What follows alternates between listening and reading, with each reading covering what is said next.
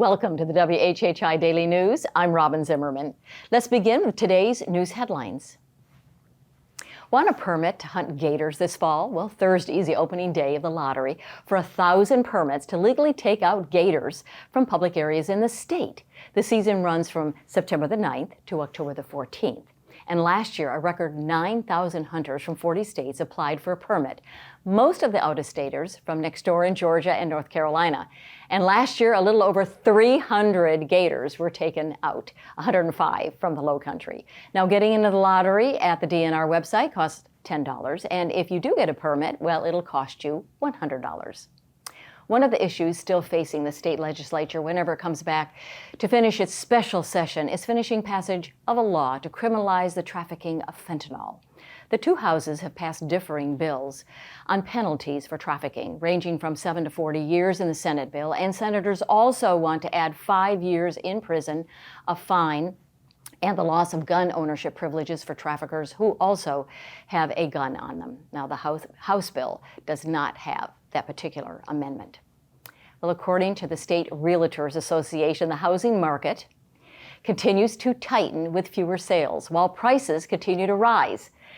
Statewide sales are down for the 21st time in the last 22 months, down 16% on Hilton Head from a year ago, down 21% in Beaufort from April of last year, but actually less than the state average. But the two areas still have the highest median prices in the state. The median price for a home in Hilton Head is $529,000. Well, we might consider ourselves lucky that the state isn't gnashing its teeth over people who aren't paying their income and business taxes. Debtors owe the state nearly $102 million, and the Department of Revenue is now publishing their names at dor.sc.gov/top 250. Individuals owe nearly $62 million of that still uncollected amount, and the Lowcountry is the top region for unpaid taxes. The developer of the Pine Island Plantation project that's been turned down by Beaufort County isn't going away without a fight.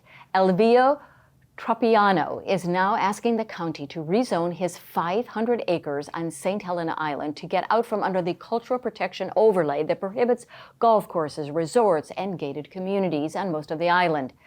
A different zoning designation would allow the development to continue. Now, the County Planning Commission will consider the rezoning at a hearing next Monday. And Tropiano has told the council that similar developments were allowed before the overlay was created in 1999. And finally, now that Hilton Head is being allowed to tap into the state accommodations tax money to provide for workforce housing on the island, the town is setting up a group of community leaders and concerned citizens to serve on its new Housing Action Committee. The town is seeking up to 11 members from a variety of backgrounds in home building, finance, philanthropy, real estate, and even a current tenant and concerned citizen. You can apply online at the town's website. For more information on these stories and many more, please check out the media sources listed on the screen. And remember to follow us on Facebook and Twitter, and check out our website at WHHITV.com. And if you have a news story or news tip, a cool weather photo, you can just email it to us at news@WHHITV.com. And the weather has been gorgeous. Maria, is it going to continue?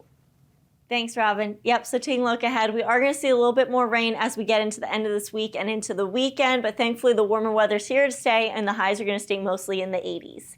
Taking a look at Thursday, it's going to be sunny to partly cloudy with a shower in the evening. Hilton has going to have a high of 78, a low of 68. Bluffton's going to have a high of 81, a low of 65. And Beaufort's going to have a high of 82 and a low of 65. The sunrise for Thursday is going to be at 6:17 and sunset's going to be at 8:25. Taking a look at the beach tides, low tide's going to be at 7:35 a.m. and high tide's going to be at 2:50 p.m. Take a look into the rest of the week and into the weekend. Friday, it's going to be partly cloudy with passing showers during the day, but should be clearing up by the evening. Highs in the 80s, lows in the 60s.